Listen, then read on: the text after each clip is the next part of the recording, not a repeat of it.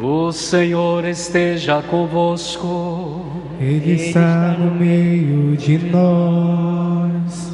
Proclamação do Evangelho de Jesus Cristo, segundo Marcos. Glória a vós, Senhor.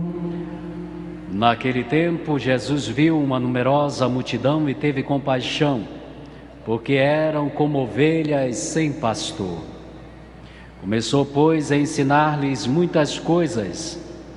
Quando estava ficando tarde, os discípulos chegaram perto de Jesus e disseram: Este lugar é deserto e já é tarde.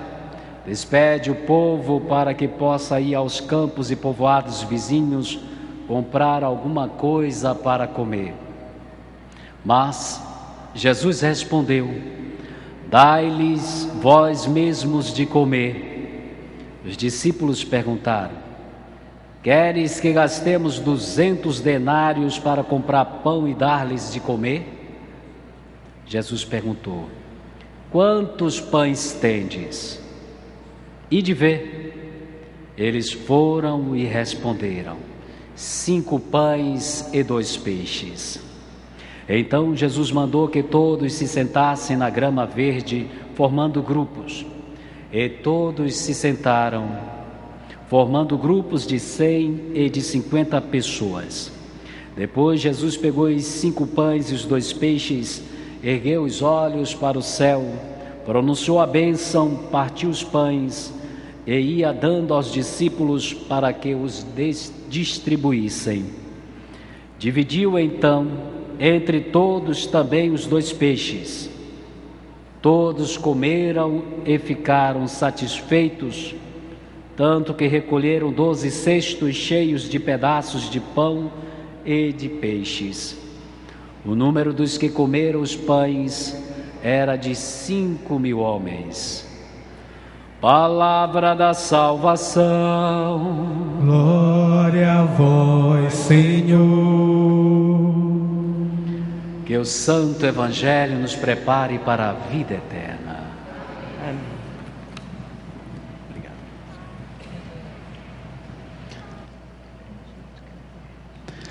Caríssimos irmãos e irmãs, você que nos acompanha pela nossa rede de televisão Nazaré, a liturgia desta terça-feira, nesta celebração pós-Epifania do Senhor, nos convoca ao exercício daquilo que é indispensável à vida de todo cristão: o amor. Lembra-nos São João, na primeira carta proclamada nesta liturgia, que Deus é amor, e todo aquele que participa da vida de Deus vive o amor.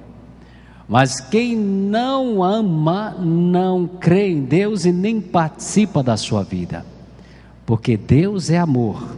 E inevitavelmente toda pessoa que faz a experiência com Deus não pode agir de outra forma a não ser pela profunda ternura de amar. Convocação que o próprio São João nos faz hoje, a aprendermos que o nosso amor àquele que é fonte enriquecedora de todo e qualquer amor, deve ser, antes de tudo, horizontal. Só se pode amar Deus, que às vezes é vertical em nossa vida, no outro, na outra pessoa.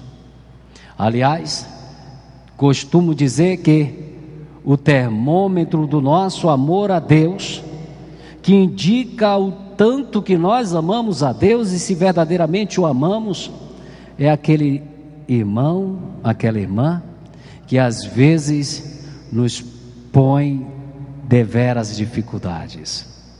É aquela pessoa caríssima à nossa vida. Às vezes o vizinho, uma pessoa da família, um colega de trabalho. São estas pessoas às vezes difíceis, que são o grande suporte de manifestação do nosso amor a Deus.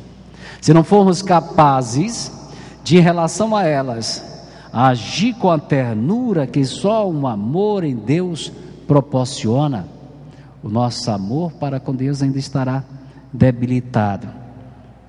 Por que não dizer doente? Porque verdadeiramente quem ama a fonte do amor não pode se permitir envenenar ou adoecer o seu amor pelas atitudes das outras pessoas. Quase sempre nós agimos assim. Quando alguém pisa no nosso calo, eu estou num lugar mais alto do que vocês, é como se alguém subisse numa cadeira e dissesse: não pise, não mexa comigo, porque quem manda aqui sou eu. Ou, mexa comigo que você vai ver com quem está mexendo. Geralmente a gente diz assim. Quantas vezes talvez já tenhamos dito assim, com alguém que nos feriu, alguém que pisou no nosso calo, ou que nos disse algumas verdades que nós não gostamos tanto. Às vezes agimos assim: não mexa comigo que você vai ver.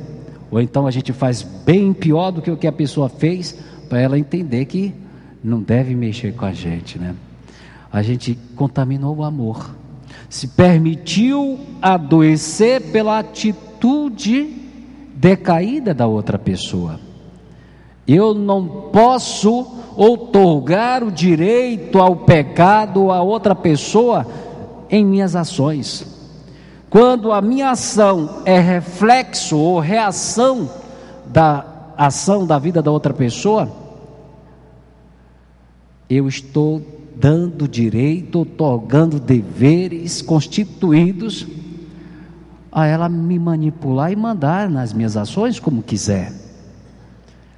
Quando a nossa relação é verdadeira, profunda em Deus, a gente não se permite que o ódio, a mágoa, a perseguição, a calúnia, quem sabe os contratempos do dia a dia, tome posse de nossas ações, assumam as nossas atitudes.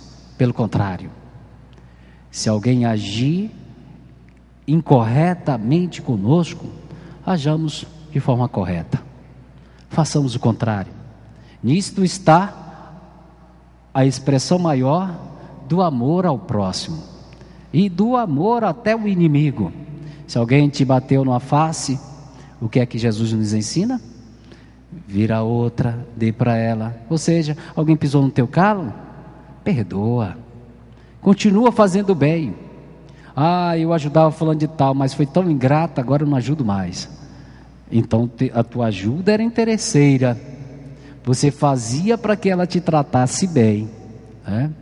Quase sempre nós agimos assim, porque a compreensão da nossa pertença a Deus, ela ainda é um pouco debilitada, ou por conta das nossas próprias fragilidades, não nos damos conta de como somos importantes em Deus, porque Ele nos amou primeiramente, porque Ele decidiu ganhar-nos primeiramente, é que nós podemos agir da mesma maneira com o nosso próximo, dado que a responsabilidade do cristão é salvar também o seu irmão, sobretudo aqueles que Deus colocou em nossa vida, aqueles que Ele nos confiou.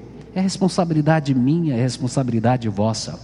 Nós não podemos permitir que o mal transforme a maneira ou o bem que éramos capazes de fazer, ou que estávamos fazendo.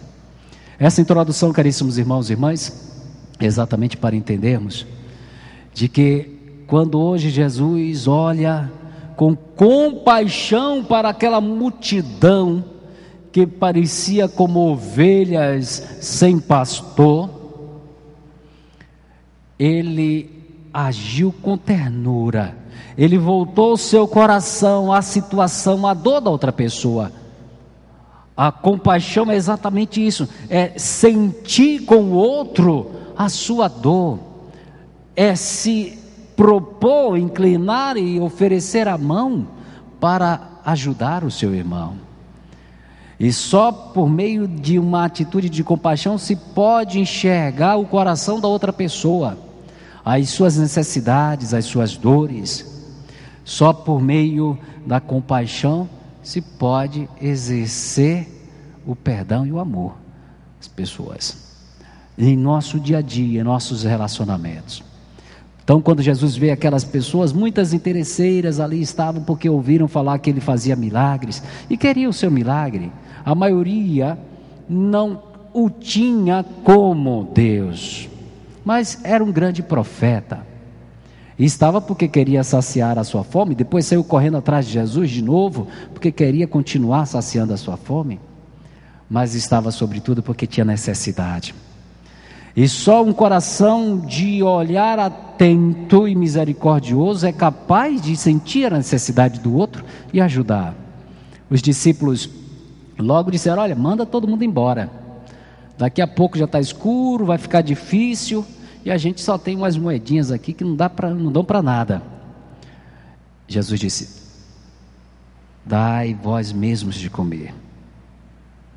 A responsabilidade é nossa, de ajudar com que cada um adquira também o sustento necessário para cada dia.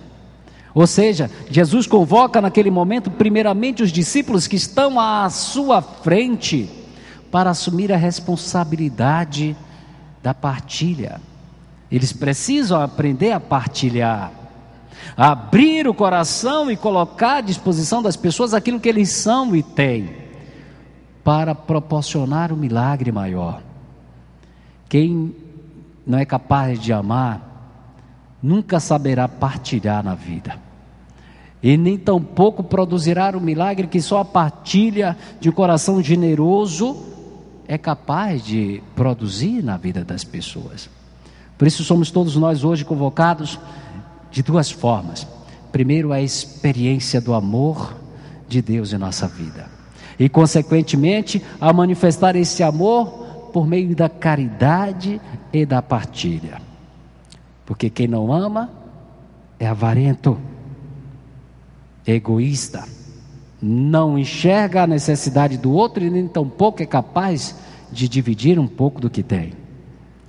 Mas quem é inebriado do amor de Deus, nada tem, porque sabe que tudo é de Deus, e portanto coloca também à disposição de daqueles que nada têm, um pouco do que se tem. O certo, caríssimos irmãos e irmãs, é que embora Jesus tenha poder para transformar 5 pães e 2 peixes em alimento de sobra para 5.000 homens, o que está em evidência é a convocação à partilha, que é gesto maior de caridade, expressão maior de amor.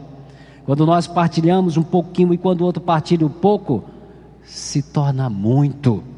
A partilha tem um poder extraordinário de mudar a realidade egoísta em que as pessoas se encontram encarceradas.